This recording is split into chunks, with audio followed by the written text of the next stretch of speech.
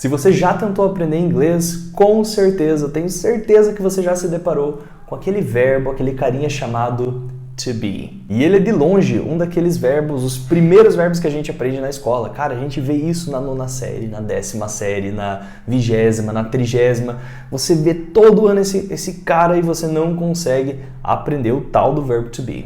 E acredite, você não está sozinho. Você está assistindo esse vídeo aqui, você não está sozinho, tá? Então, se você está perdido, se você está confuso sobre ele, como usar esse verbo to be, esse vídeo vai resolver esse problema. A aula de hoje vai resolver de uma vez por todas. E o melhor, de um jeito simples e direto. Eu sou o Nicolas, professor de inglês, é um prazer estar aqui te ajudando e te convido a conhecer também os outros vídeos aqui no meu canal. Meu objetivo é te ajudar para que você tenha mais oportunidades profissionais e pessoais através da língua inglesa. Então, o verbo to be. Vamos falar sobre ele. Parece simples, né?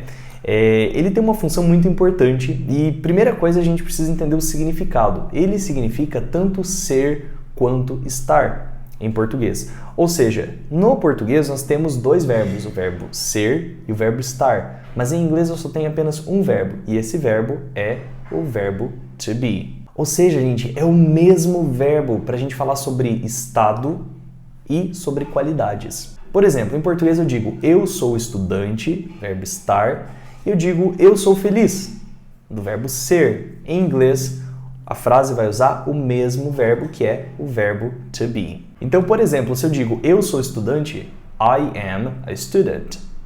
Se eu digo eu estou feliz, I am happy. Então, você já percebeu que o verbo em português ele fica em formas diferentes. Eu sou, eu estou. Eu tenho que fazer essa conjugação, infelizmente, né? Mas em inglês o verbo to be ele não muda. O que muda são as formas que ele assume dependendo do sujeito da tua frase.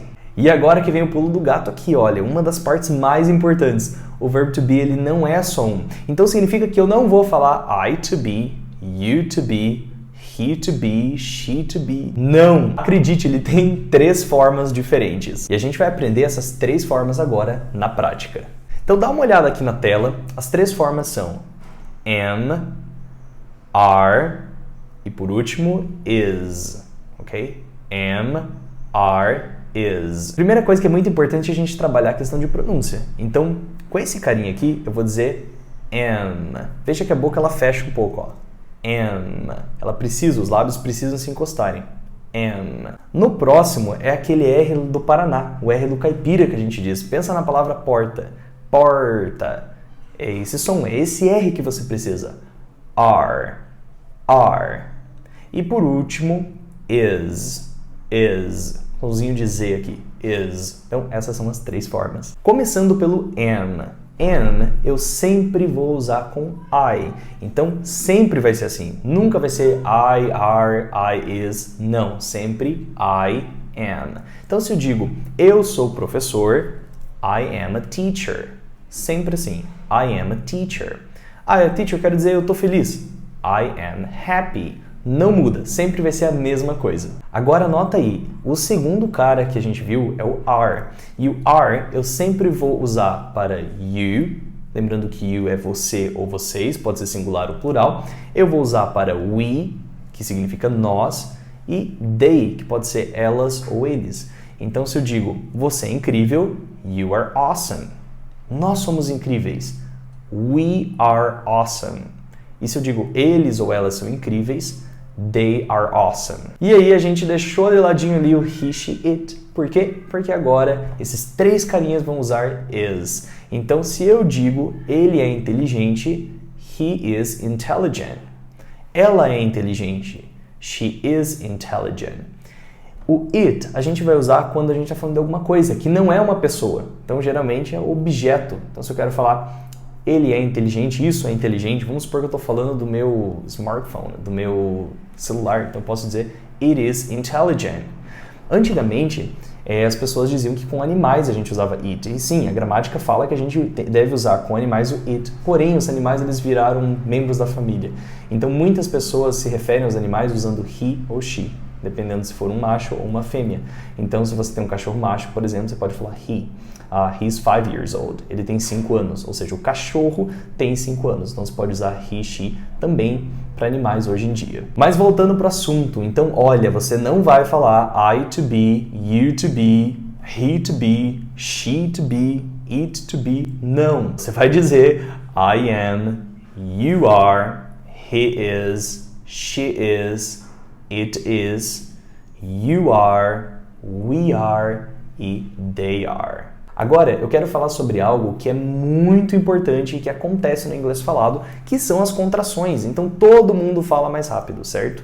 Tanto eu quanto você, a gente fala mais rápido no português e no inglês não é diferente. Até aquela ideia, nativo de inglês fala rápido. Não fala, porque você é nativo de língua portuguesa e você fala rápido também.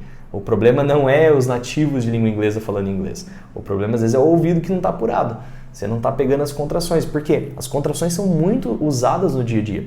Então, ao invés da gente dizer I am, eu vou dizer I'm. E veja que a minha boca também fecha, ó, os lábios se encostam. I'm. Repeat. I'm. Se eu quero dizer you are contraído, eu digo your.